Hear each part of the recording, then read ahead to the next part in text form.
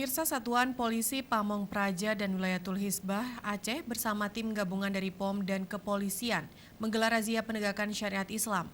Razia tersebut berlangsung di Jalan Soekarno-Hatta Aceh Besar dan puluhan pengguna jalan yang melanggar kanun tersebut terjaring razia.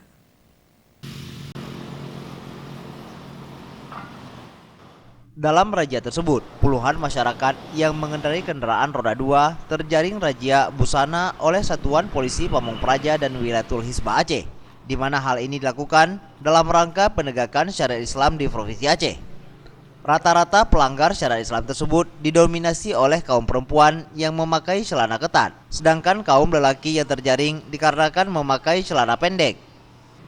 Sementara itu, Kasih Operasi dan Pengawasan Syariat Islam Marzuki mengatakan, razia busana tersebut dilakukan sesuai dengan Kanun Nomor 11 Tahun 2002 tentang pelaksanaan syariat Islam, terutama berkaitan dengan pakaian ketat, celana pendek, serta tidak menggunakan jilbab.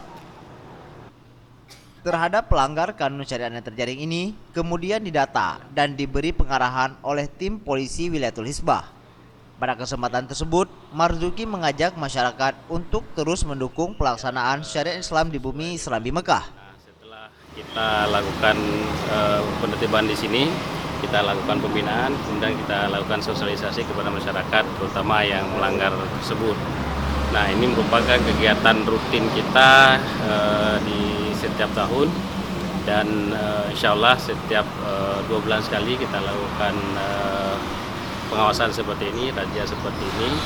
Mudah-mudahan bisa masyarakat bisa mematuhi aturan ini. Yang belum mematuhi ya kita lakukan pembinaan.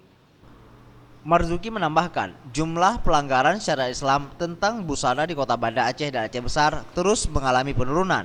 Meski begitu, pihak Satpol PP dan pihak Aceh terus melakukan penertiban dengan merazia di seluruh Aceh. Tim Liputan Aceh TV.